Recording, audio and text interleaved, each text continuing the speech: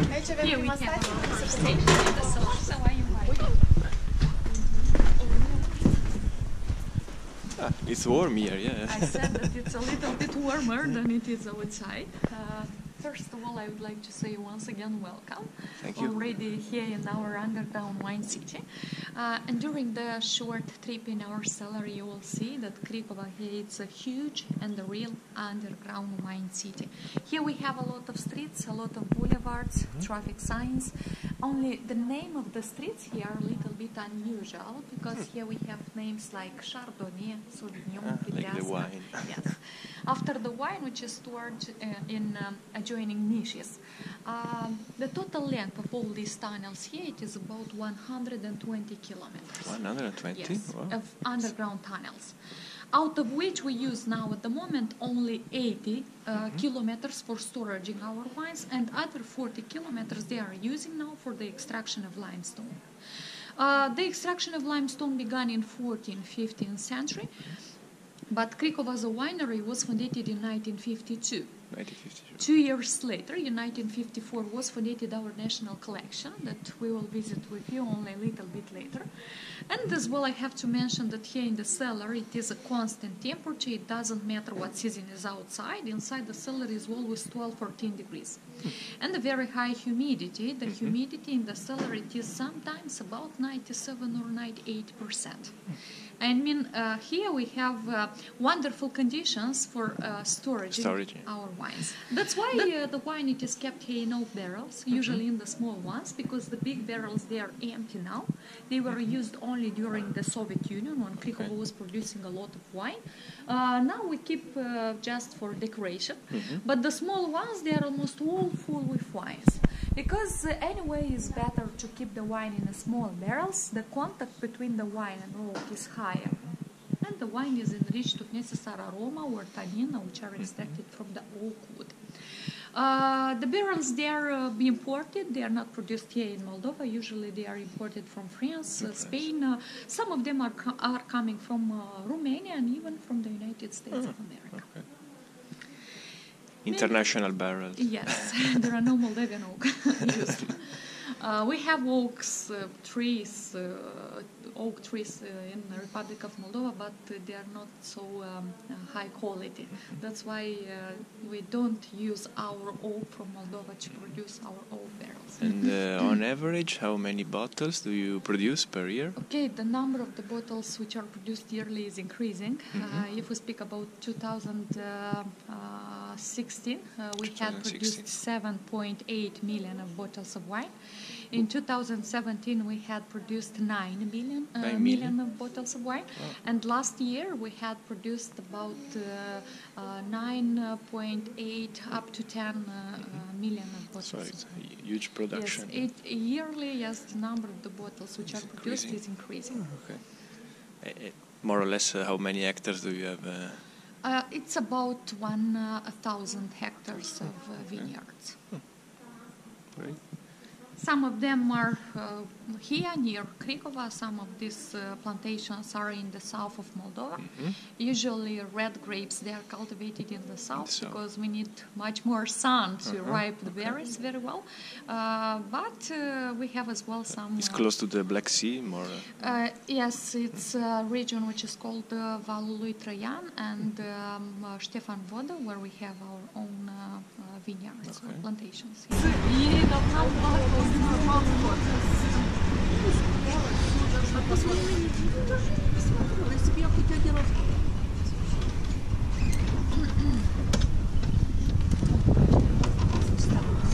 Well, we have another station here, which is on the street called Brother Lumiere, where it is our first underground cinema.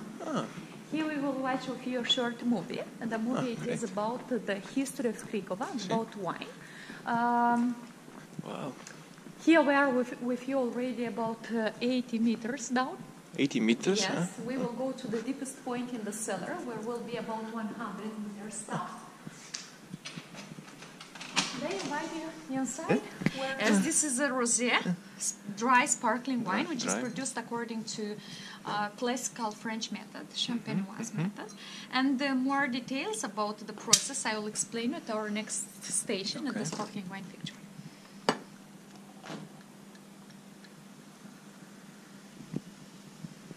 Okay, just a second, I will complete. Because here we are about 100 meters down. And Cricova is the first company from the Republic of Moldova which is producing sparkling wine according to classical French method, according to champenoise. Here we will visit two sections. The first section it is called the gorging one, and here takes place the final stage in producing sparkling. We are going to visit our remoaging section, and I will explain you the process from the beginning, and later we will come back. Only in the remoaging section where the bottles are placed in some special stands, please don't touch them because they are under high pressure and has only a crown cap which is not so resistant. Let's go to remoaging section. So with the explanation of those two words, remoaging and degorging, which are borrowed from French language. It is a word remuer in French, which in translation means to turn or to twist, which is happening here with all the bottles that you can see. And degorging means to remove the sediments which are collected here on the crown cap. As you can see, all the bottles which are here, they have a crown cap, which is, I said, temporary one, and it is used only for the remoaging process and for maturation the sparkling wine in the bottle. Later it will be changed to natural bottles. In these bottles which are here, which are very resistant, and in the bottle will be added as well the liquor of tirage. That liquor of tirage consists of yeast and sugar, and in presence of that liquor of tirage will begin the second alcoholic fermentation and the most important stage in producing sparkling wines, because will change or will transform a still wine into an effervescent one, into sparkling. After the second alcoholic fermentation, which takes place in the bottle, will follow another important stage, the maturation of the sparkling wine, which lasts for at least 9 months up to 5 years. He is depending on the type of the sparkling wine. And after this period of maturation, 9 months, 2 years, 3 or 5, in the bottle of a sparkling wine, we can see such sediments or impurities inside. If you look at the light, you can see very well the sediments inside. In such a way, with the sediments inside, the bottle cannot be sold. That's why it is important to follow another important stage, another process, which is called the remoaging process, which takes place here in this section. After the period of maturation, the bottles are transported here and they are placed in these special stands from the beginning in a horizontal position. And every 2 days, all the bottles which are here, they are turned by hand under an angle of 45 degrees during 8 or 10 weeks. In these 8-10 weeks, the bottle will change the angle on the position and step by step will obtain the vertical one, and the sediments from inside, they will be collected here on this crown cap, which I said is a temporary one, and later it will be changed to a natural cork, but already in our next section, in the gorging one, with the help of the line that you have seen.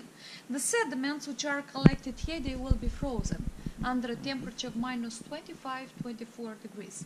And later, all the sediments which are collected are frozen, and the crown cap will be pop out, will be removed from the bottle under the high pressure which exists already in the bottles of sparkling wines as a result of the second alcoholic fermentation.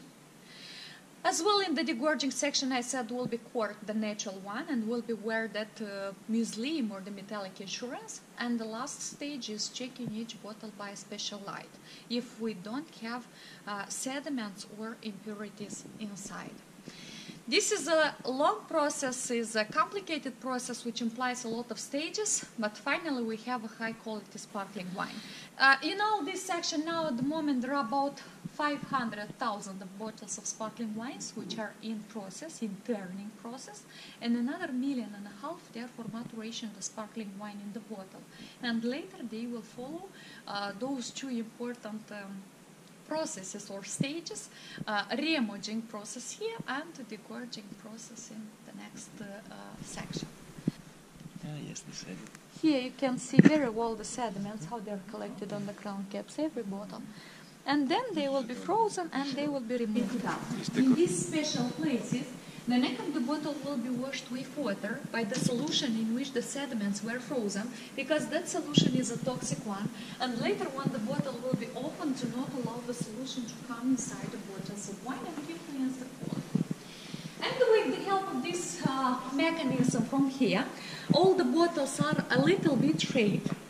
In the moment when the bottles are shaking, the pressure is increasing and will just pop out the sediments collected, frozen, and that crown cap.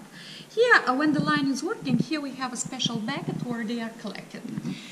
Later, all the bottles, they are coming through the line here, where will be poured the natural one, you can see right there. The natural quartz, they are imported only from Portugal because it's the best quality.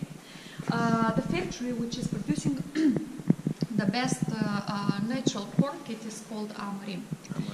And with the natural quartz, the bottles will come slowly here, where the mislead, or the metallic insurance. As well, we can see some of those metallic insurance here. In order not to be popped away the natural quartz, because still remain to be a pressure, very high pressure in the bottle. It's perfectly for this classical sparkling. The last stage, as I said, is checking each bottle by a special light if we don't have sediments or impurities inside. And you have seen a bottle which was still in process with the sediments inside, and here we have two of them which are already finished. We don't have those sediments, but still we have bubbles, very small, fine bubbles, which represents the high quality for sparkling wine or that real champagne. And in this section, in the degorging one, there are working a lot of people, because the checking here it is done visually. Every 30 minutes the people here are changing, because it's too tight to verify all the bottles which are coming through this special line and light. It's very easy to explain the process of producing sparkling wine, but very difficult to produce a bottle. So do you produce more bottles of Champenoise method or Charmat? It's more Charmat method than Champenoise, okay. yes. But you are the first in Moldavia to produce Champenoise. To produce sparkling wine according to Champenoise method. Now there are other companies which are producing sparkling wine according to classical French method, but Cricova is the first one.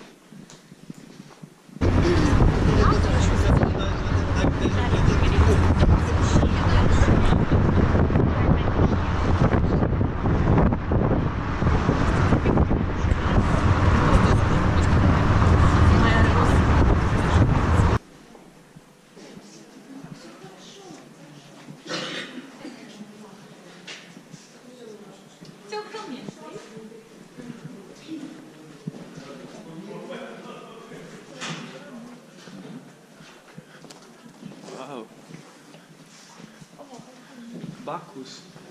The god of wine, or Dionysus, some other people call him, is depending from the mythology from where he comes. If it is Greek mythology, it is known like Dionysus. If it is Roman mythology, it is known like Bacchus. Yeah. Here we are with you in a small museum where we have different tools, instruments which were used in cultivating the vine, or some of them in preparing the barrels for the younger wine.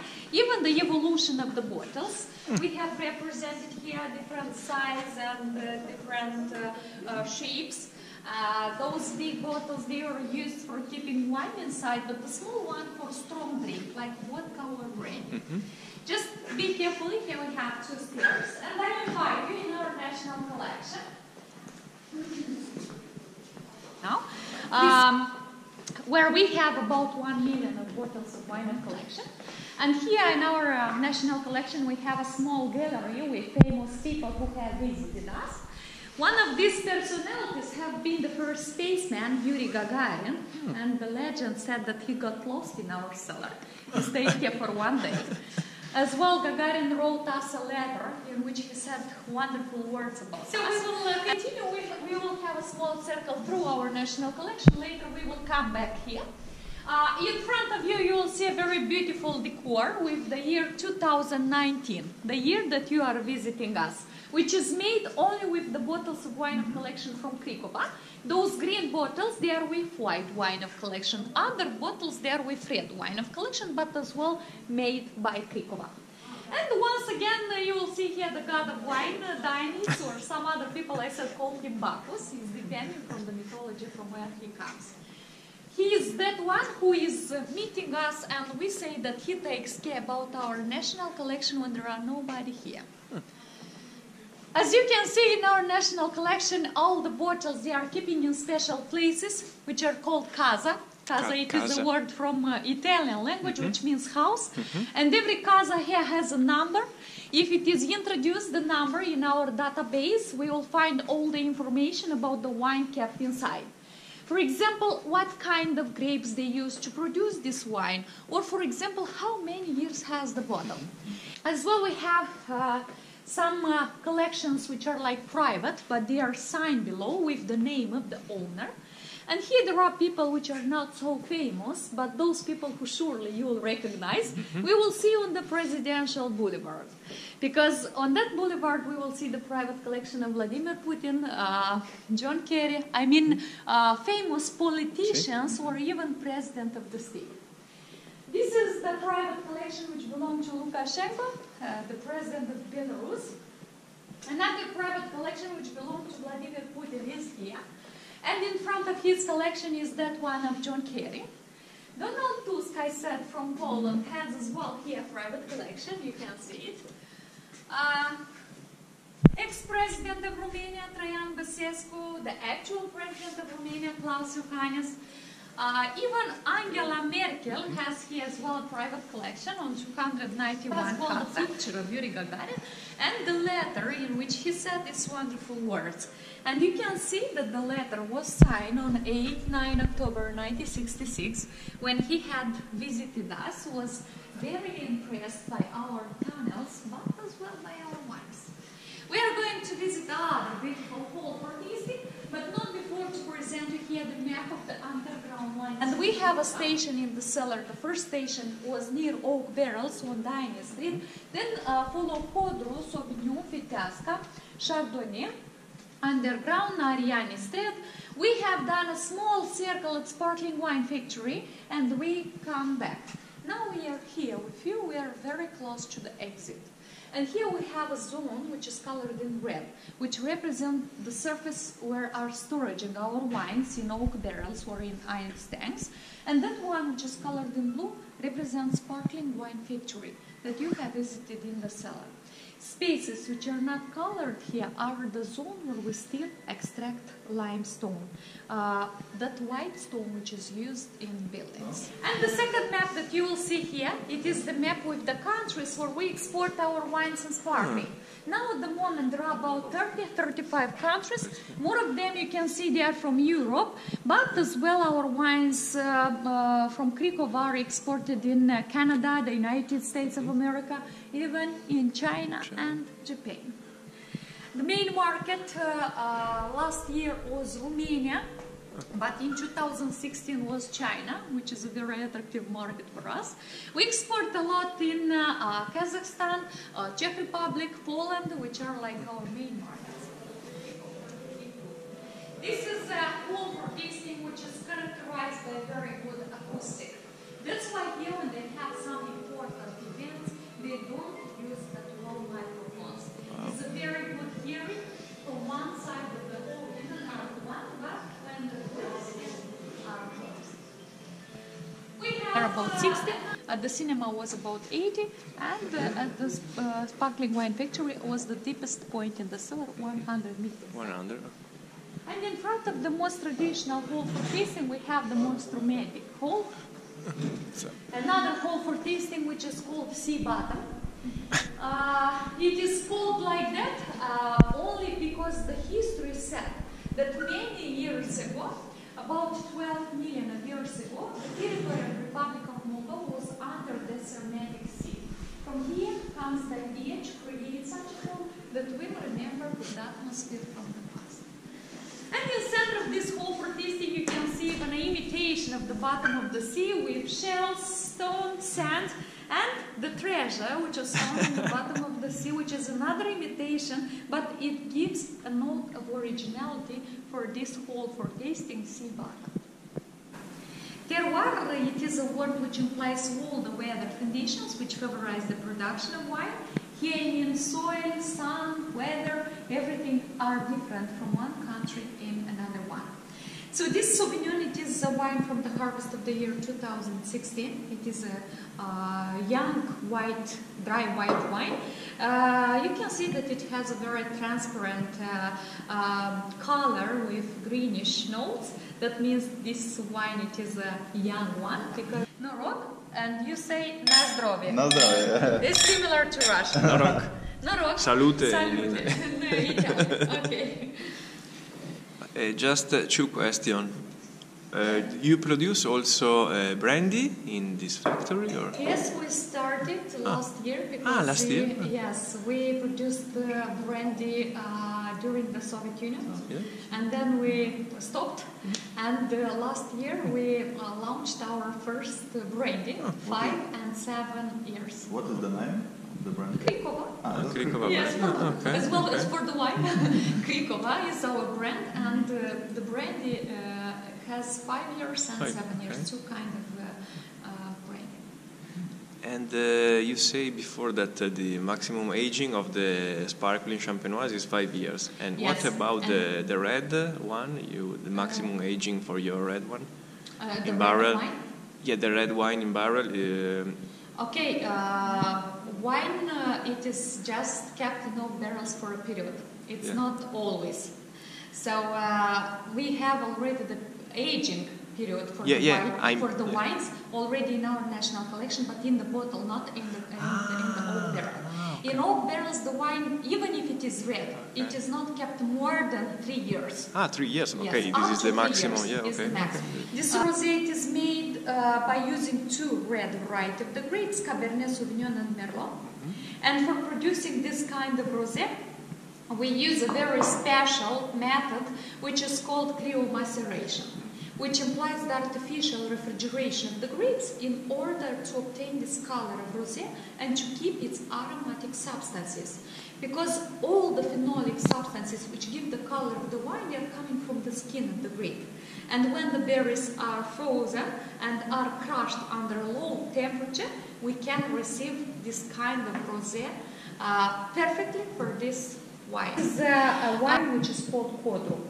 Codru, it is called like that the biggest forest, which is situated on the central part of our Republic of Moldova. I mean, Codru is a forest, but the wine Codru is a blend between two red varieties of the grapes, Cabernet Sauvignon and Merlot. Here we have about 75% variety of the grapes Cabernet Sauvignon and 25% variety of the grapes Merlot. This is a wine from the harvest of the year 2016, a wine which was kept in oak barrels for 1.5 years, something like that. That's why in the red wine you can feel a little bit the flavor of smoke, which is taken from oak barrels. It's a sparkling wine which is produced according to original method. Sharma method is the same method as they use in Italy for producing the Prosecco. Because here the first and the second alcoholic fermentation take place in big inex tanks. The wine, it is poured in the bottles and is ready to be sold in 9 months, like a baby. 9 months. This is a sparkling wine which is produced from 100% variety of the grapes Muscat. You can feel very well the floral flavor of this variety of the grapes. Yes, it's sweet. And even we use a different method, not the classical French method, but the original one. Anyway, the quality of this sparkling wine, it is a good one, because you can see in the glass of sparkling that there are a lot of bubbles, very small, fine bubbles, which I said represents the high quality of the sparkling wine.